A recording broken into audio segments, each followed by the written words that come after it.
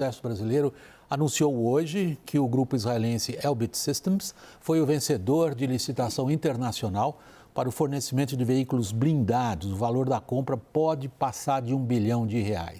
Mais informações ao vivo com a nossa repórter em Brasília, Luciana Amaral. Boa noite, Luciana. Muito boa noite, William, e a todos que nos acompanham aqui no WW. A gente está falando sobre a compra de obuseiros por parte do governo federal. O obuseiro, ele se parece com um canhão moderno, mas o tiro dele tem forma de parábola, não é reto. Ele também costuma ter um alcance maior. A ideia, então, é que eles substituam equipamentos mais antigos, hoje em dia, do Exército, e a entrega desses 36 obuseiros vai acontecer até 2034. Também estavam nessa disputa empresas da China, da França e da República Tcheca. E olha, o menor preço não é o único critério da compra, nem necessariamente o principal. O Exército exige também algumas contrapartidas, como a transferência de tecnologia ou a nacionalização de aspectos do armamento, como as munições usadas. São levados ainda também em consideração o suporte logístico, a garantia de peças e também treinamentos para os integrantes do Exército Brasileiro. Agora, segundo relatos, há realmente um temor dentro do Exército que a escolha final sofra com alguma interferência, influência política. Isso porque o presidente Lula tem feito duras críticas à postura de Israel perante a guerra contra o Hamas e o próprio presidente da República também teve um conflito diplomático com o governo do primeiro-ministro israelense Benjamin Netanyahu. A torcida entre os militares brasileiros, então, é que realmente essas questões políticas não influenciem na decisão final. Volto com você. Obrigado, Luciana. Boa noite para você aí em Brasília. No texto final aí da intervenção da nossa repórter, Lorival, é manifestada a ideia de que decisões políticas não afetem questões técnicas. Na área de segurança e de defesa, isso é quase impossível. Vamos lembrar que a Dilma comprou caças da Suécia porque se achava espionada pelos americanos que ofereciam F-18. Que chances tem do Lula dar esse contrato a Israel? Bem, nesse mesmo episódio que você está lembrando, o presidente Lula usou os mesmos adjetivos que estão sendo usados agora. Ele falou que era estratégico e que era uma decisão política comprar os caças Rafale da França, depois que ele se reuniu com então o presidente francês Sarkozy e recebeu uma carta dele em 2009. Em 2010, o Lula disse que já tinha se decidido pelos Rafale franceses, enquanto a Força Aérea queria os Gripen suecos. O que a Força Aérea fez? Segurou a compra, né? O assunto virou um impasse, né? E aí, só em 2013, já no governo da Dilma Rousseff e com Celso Amorim como ministro da Defesa, foi anunciada a escolha dos Gripen, ou seja, a Força Aérea e a avaliação técnica a respeito do que era a questão central para a Força Aérea, que era a transferência de tecnologia, prevaleceu. Agora, a comparação não é perfeita porque o Lula não tem ou não tinha, e a Dilma também não, animosidade para com a Suécia, que a Dilma tinha para com os Estados Unidos e que o Lula tem hoje para com Israel. Agora, do ponto de vista técnico e até político, em termos militares, realmente não seria uma decisão muito sábia do governo Lula atropelar uma decisão técnica das Forças Armadas. Não porque o Exército vá reagir politicamente, não é isso, mas isso é muito ruim para o moral dos oficiais e de tudo isso acaba, como você sabe, resvalando para toda a tropa. É importante respeitar as decisões técnicas das Forças Armadas, porque esse atropelamento por razões políticas, ideológicas, é exatamente aquilo que a democracia não deseja, né? Que haja uma interferência do ideológico sobre as Forças Armadas. Supõe-se, além disso, que quem entende de arma é quem usa. Acredito que sim. Caio e Daniel, vocês que participaram no trabalho de reportagem de apuração desse contexto. Como é que o ministro da Defesa vai reagir, Caio?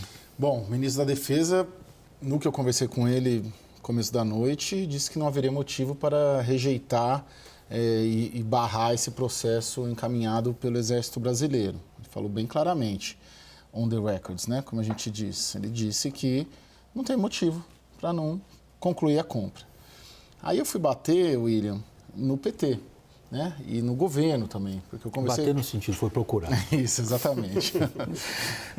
Aí o que eu... Mas fica à vontade, você pode bater quem você quiser. Foi checar. Mas o sentido aí era de procurar. Confrontar. Não, foi bater na porta. O que o Carlos Aratini, que é um deputado muito atuante nessa área de defesa, historicamente, sempre atuou bastante, é do PT, aqui de São Paulo, e é vice-líder do governo na Câmara. Então, ele fala também pelo governo e fala pelo PT. Ele falou, opa, essa decisão é política. O fato de ter tido a licitação não significa que haverá compra. O fato dos israelenses terem ganho não significa isso. E eu perguntei, por quê, deputado? E ele disse claramente que essa decisão é política, que Israel considerou Lula persona não grata, que os armamentos israelenses estão sendo utilizados para matar civis palestinos e que será necessário, sim, uma consulta à Presidência da República e também ao Itamaraty sobre essa questão. Daniel. William, o Exército analisou, e hoje eu conversei com alguns generais para me informar sobre o processo, o Exército analisou 3 aspectos, como faz de resto em qualquer compra, em qualquer concorrência do gênero, não só o Exército, mas as outras forças. Analisou o aspecto financeiro da proposta, o aspecto técnico dos equipamentos que estavam sendo oferecidos e a possibilidade de offset que os países e os fornecedores estavam oferecendo. No caso da proposta israelense, era de dar à Inbel, que é uma estatal ligada ao Exército, a capacidade, a transferência de tecnologia para a fabricação de munição dos obuseiros, que atualmente não existe aqui no Brasil, da treinamento e uma capacidade de o Brasil fazer simuladores para isso. Muito bem. Havia na parada também, na disputa, uma empresa chinesa, uma empresa da República Tcheca e uma empresa francesa. O temor dos generais é justamente que a decisão até agora técnica, seguindo critérios muito objetivos e com pontuações, seja ultrapassada por uma decisão política. E aí entra isso que o Caio falou. Na semana passada mesmo, sem saber do resultado dessa licitação, dessa concorrência, 4 partidos, parlamentares de 4 partidos, do PT, do PSOL, do PCdoB, do PDT, todos os partidos de esquerda, se manifestaram numa carta pública contrários às negociações do governo brasileiro com Israel para mais armas.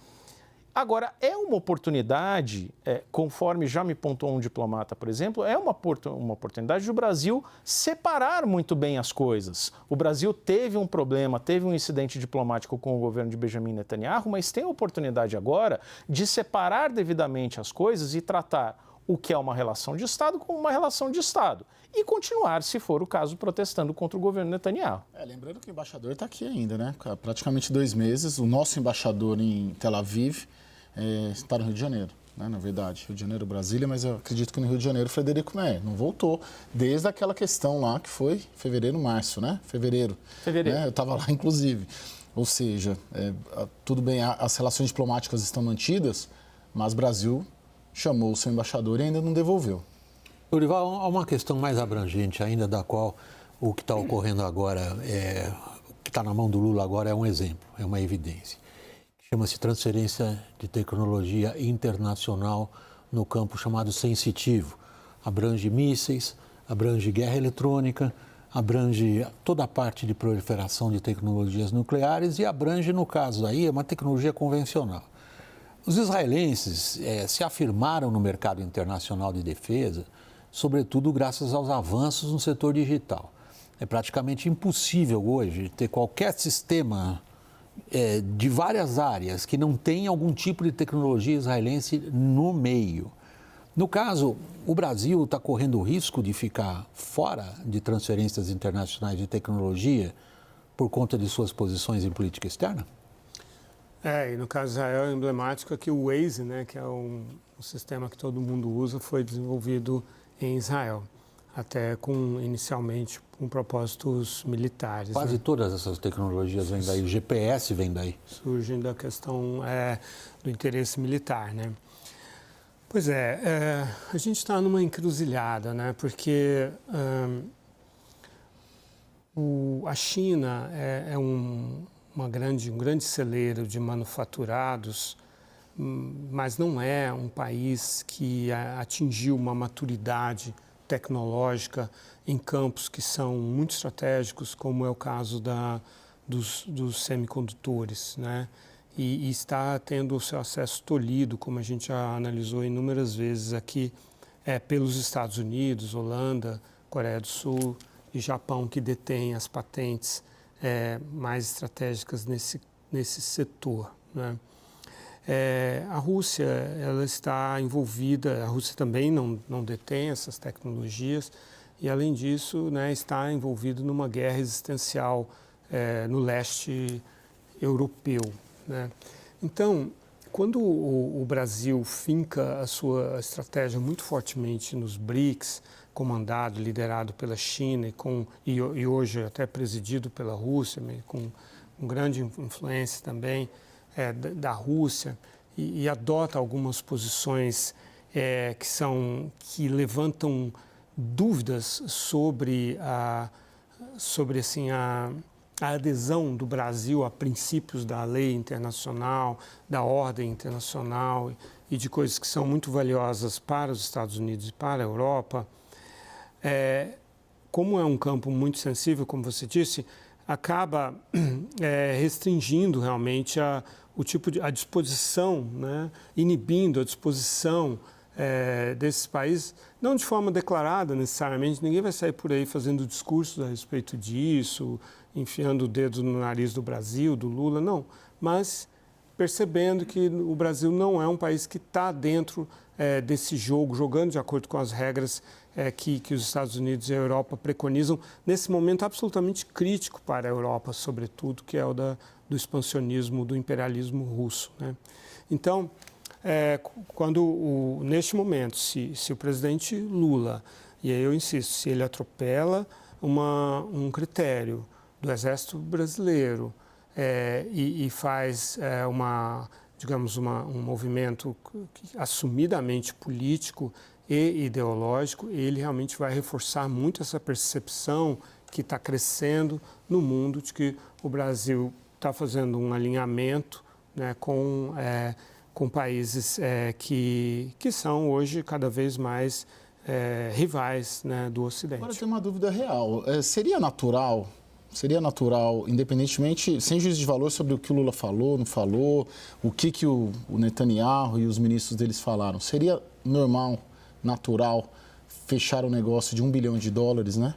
Não, reais. De reais, me desculpe, de um governo cujo primeiro-ministro e cujo governo considerou o presidente da República persona não grata? Seria normal dentro dessas relações diplomáticas? Seria natural fechar uma compra desse porte? Eu acho que não tem ligação porque Israel e Brasil mantiveram as relações diplomáticas, né? Então, tecnicamente, não havia o comércio Brasil-Israel, as relações políticas, diplomáticas se mantiveram. Daniel? E tem outro ponto que acho que vale a pena a gente lembrar, não sei se são situações exatamente comparáveis, mas no primeiro semestre de 2023, ainda início deste governo Lula, o próprio presidente da República decidiu vetar a venda de 450 veículos guaranis, que são fabricados pela Iveco em Minas Gerais, para a Ucrânia, que queria usar esses veículos para assistência humanitária, usá-los na prática como ambulâncias, né? Ambulâncias blindadas, mas na prática como ambulâncias. E o governo Lula rejeitou essa possibilidade. A Ucrânia tinha um interesse em comprar 450 veículos, o Exército ganha royalties, inclusive, por isso, e Lula decidiu vetar. Nesse caso, só para explicar para quem está em casa do que estamos falando, os obuseiros são uma espécie de canhão, são uma espécie de canhões da era moderna. Agora, por que eles são importantes nesse caso? Por que o Brasil está comprando, está gastando R$1 bilhão em obuseiros, essa palavra esquisita? Porque os equipamentos que a gente tem hoje, alguns são da Segunda Guerra Mundial e os mais novos são da década de 70. Só para se ter uma ideia, os que estão agora sendo usados, operacionais, eles demoram 15 minutos para dar o primeiro tiro, né? Os atuais demoram 5 minutos, e eles levam 8 minutos para dar 10 tiros. O do sistema Atmos, que o Brasil está comprando de Israel, consegue fazer 6 disparos por minuto. Então, é um avanço tecnológico imenso. Esse grupo de Israel já fornece para a Dinamarca, que é um país da OTAN, fornece para a Colômbia, fornece para países asiáticos, então não há nenhuma aberração nisso. Lorival, nós vamos enfrentar em breve mais uma questão internacional de transferência de tecnologia no setor nuclear. Eu não estou me referindo apenas ao reator para propulsão naval, que é um velho sonho da Marinha Brasileira, de ter esse tipo, que realmente aí seria uma arma de grande deterrence, como se diz em inglês, para a defesa do litoral brasileiro. Um submarino de propulsão nuclear, bem entendido, não de ataque nuclear, mas de propulsão nuclear. Tem a ver com os planejamentos no nosso setor energético de reatores menores para a produção de energia. Porém, com um combustível, continua sendo urânio enriquecido, já próximo dos 20%. Em que medida nós vamos ser capazes de enfrentar o que hoje é um sistema internacional particularmente restritivo quanto ao desenvolvimento desse tipo de tecnologia, do enriquecimento de urânio, considerando como nós estamos nos comportando na arena internacional? Exato. Em todo esse campo, tanto convencional quanto nuclear, a questão da confiabilidade, ela é muito importante, né? Assim, e o Brasil, ele conseguiu coisas nesse âmbito exatamente por causa da solidez da sua política externa. Essa é uma reflexão interessante, né?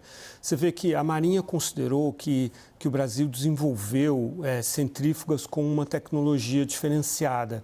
E por isso, quando a Agência Internacional de Energia Atômica quis fazer umas inspeções mais agressivas, o Brasil não aceitou e colocou biombos, né, para que os inspetores da AIEA não visualizassem as centrífugas, porque consideravam que tinha ali um segredo comercial, uma tecnologia desenvolvida pelo Brasil.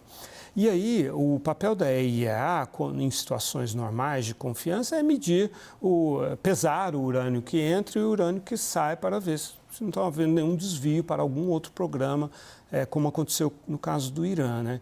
E o Brasil bancou isso de falar, olha, vocês não vão olhar embaixo do nosso biombo, quase figurativamente, mas um pouco... Não, era isso mesmo, não era figurativo, era exatamente. Não vão olhar aqui embaixo. Nem por câmera de televisão lá. Não vão olhar as nossas centrífugas. E a AIEA aceitou.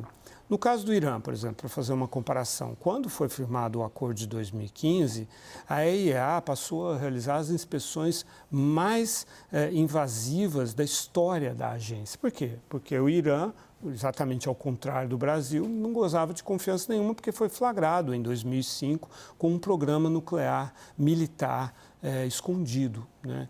Então, eu não sei até que ponto, para as pessoas menos familiarizadas, é evidente o quanto a questão da confiabilidade é importante para um país, e isso é desenvolvido por meio não só da política de defesa, mas da política externa também. Aquilo que os nossos governantes dizem, as posições que assumem, a coerência, a consistência, a previsibilidade. E isso foi rompido nos últimos 20 anos, e o Brasil vai pagar um preço, está pagando um preço em relação a isso, de acesso a tecnologias que são estratégicas. Lorival Santana, muito obrigado pela participação hoje aqui conosco. Boa noite. Boa noite.